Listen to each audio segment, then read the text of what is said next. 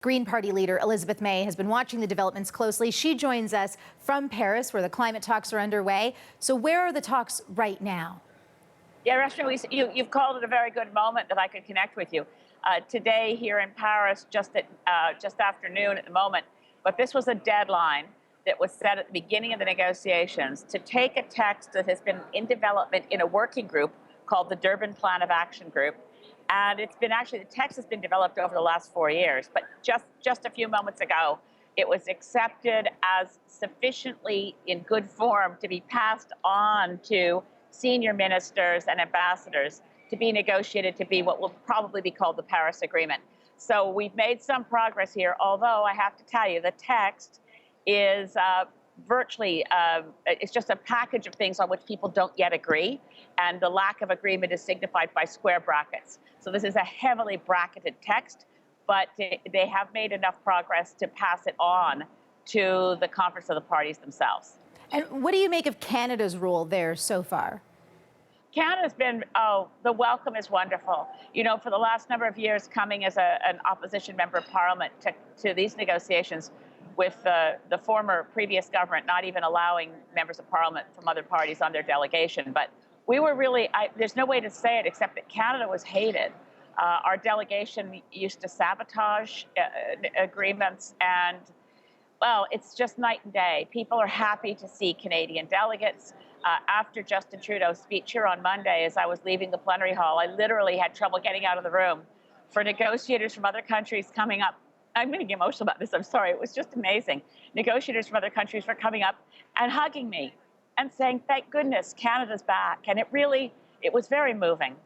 So with that emotion, could Canada be doing more than just, the 2 degrees and maybe be more aggressive in encouraging other countries to do more? Yes, of course, I really do continue to hope that that the instructions to our negotiators from Prime Minister Trudeau, from Environment and Climate Change Minister Catherine McKenna, will move Canada in a position where we'll really show some leadership here. Right now, we're certainly progressive. We're among a group of countries that want a good deal, but there are certainly the European Union and another group of countries called the Environmental Integrity Group are pushing to hold temperature to no more than 1.5 degrees Celsius. That's certainly a much safer position for our kids and our grandkids. Low-lying island states that will go underwater at 2 degrees don't think 2 degrees is a safe level, and it isn't. So I continue to encourage our delegation. I'm a member of the Canadian government delegation this time, so I'm working closely with negotiators and with the minister when she gets back from having returned to Canada for the opening of Parliament. But it's certainly one of those situations where, as leader of an opposition party, I feel my role is to say, yay, team, great, but now more, let's do more. So Canadians who are concerned about the climate crisis are encouraged to contact the government and say, look, we'd love to see Canada do more, but thank you for what you're doing. Right, and then we're hearing from countries like China and India accusing the West of trying to not take responsibility for the financial responsibility behind this. So how big of an obstacle is that? Yeah, and it's not, absolutely, you're right, but it's not just a financial issue. This is a crux issue and hard to explain. But the China and India are rightly angered by the fact that the industrialized world really created the climate crisis.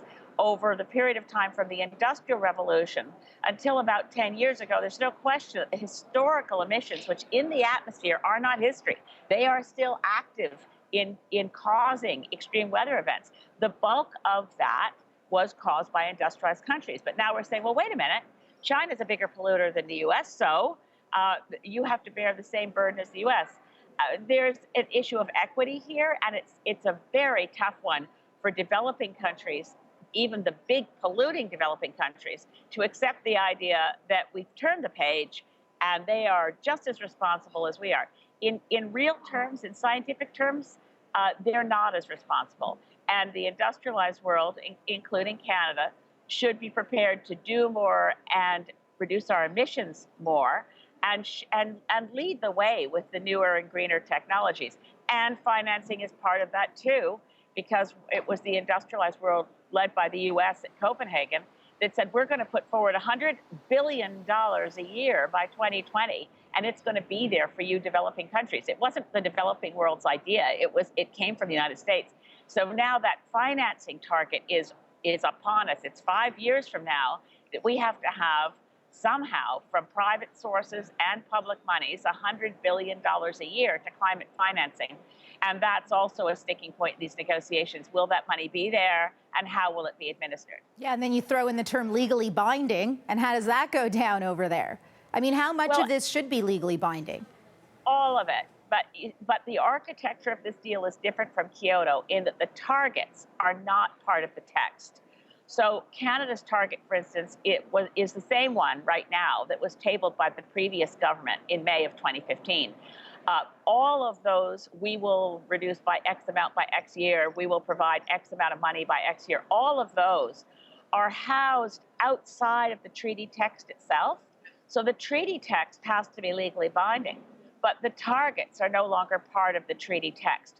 And that's why it is possible for Prime Minister Trudeau to follow through on 90 days after the convention ends. And this is not my favorite approach. I wish we had the new targets before we started these negotiations. But the Trudeau administration can work with the provinces, municipalities, First Nations, and bring in new targets for Canada that will be housed outside the treaty. The treaty must be legally binding. It absolutely must. Well, we appreciate your thoughts. Thanks for making time for us out there.